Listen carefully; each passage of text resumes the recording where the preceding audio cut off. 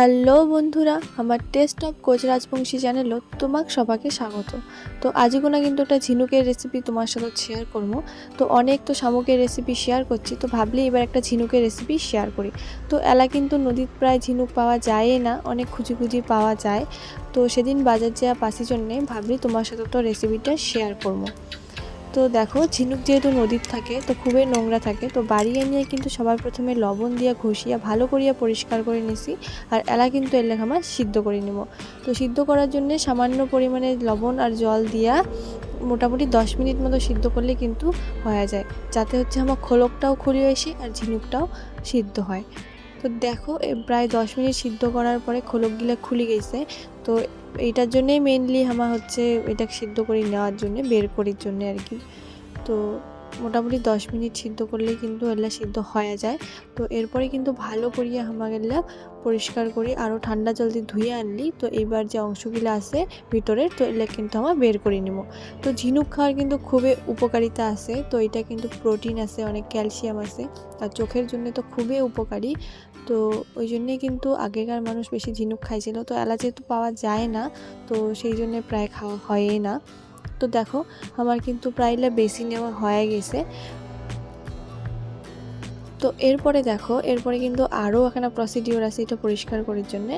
তো এটার যে মুখ পাশে কিন্তু প্রেস করলেই ভিতর থেকে যে নোংরাগুলো আছে এগুলো কিন্তু ভালো করে পরিষ্কার করে বের হয়ে আসবে। তো এগুলো কিন্তু পরিষ্কার করতে অল্প টাইম লাগে, কিন্তু খুবই টেস্ট লাগে খাইতে। যাই খান নাই অবশ্যই ট্রাই করেন, আর কায় খাইছেন সেটা কিন্তু আমাকে কমেন্ট করিয়া জানাবেন।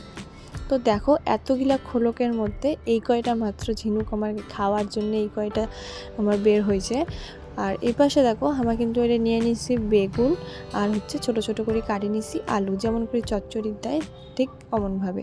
তো আলু আর বেগুন দিয়ে খাইতে কিন্তু এটা সবথেকে ভালো লাগে, ওই জন্য কিন্তু তোমার সাথে আমার এই রেসিপিটাই শেয়ার করি। আর এই পাশে মশলা আছে দেখো, পেঁয়াজ, রসুন, আদা, মরিচ আর অল্প নিচ্ছি টমেটো। এখানে যেগুলো আর কি নর্মালি বেসিক লাগে মশলা, তো ওইলাই তো এগুলা কিন্তু হামালা পেস্ট করে নেব।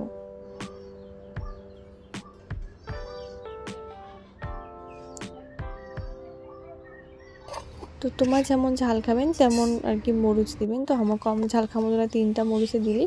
আর দেখো, এটা কিন্তু আমার পেস্ট করা হয়ে গেছে।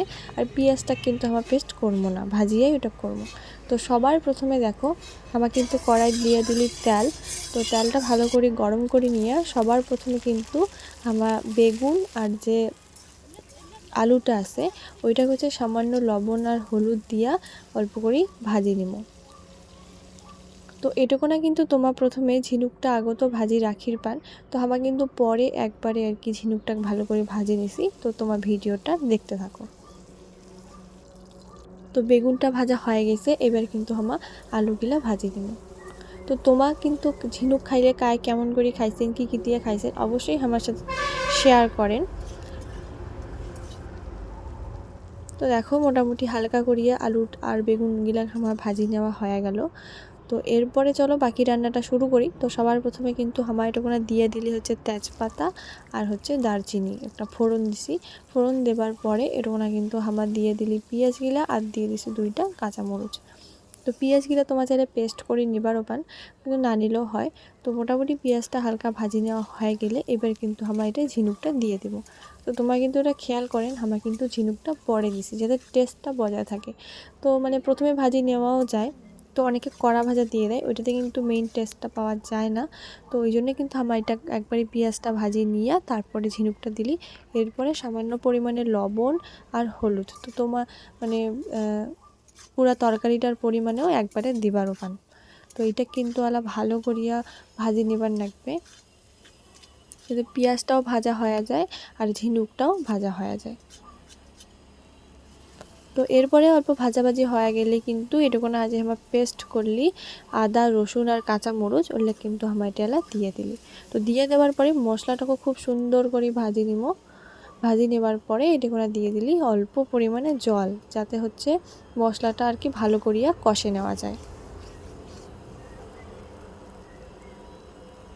তো দেখো, এরকম কিন্তু প্রায় ভাজি নেওয়া হয়ে গেছে। এরপরে কিন্তু আমার দিয়ে দিলি জিরা গুঁড়া আর অল্প পরিমাণে শুকনো লঙ্কা গুঁড়া, জাস্ট কালারের জন্যে। আর এরপরে দেখো, এরা দিয়ে দিলি ভাজি রাখা আলু আর হচ্ছে বেগুনটা।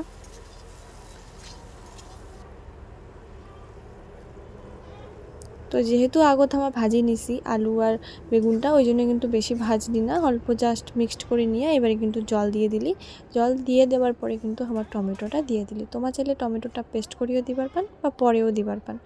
তো এমন করিয়ে কিন্তু মোটামুটি হয়ে যাওয়ার পরে এরকম কিন্তু অল্প ঢাকি দিব, যাতে আলুটা অল্প সিদ্ধ হয়ে যায়। আর ঝিনুকটা তো আগত সিদ্ধ করাই ছিল, তাও আর কি, যাতে মশলা ভালো করে ভিতর ঢোকে। তো দেখো আমার কিন্তু এরকমই প্রায় নামামো, তো আমার রান্নাটা কিন্তু প্রায় হয়ে গেছে।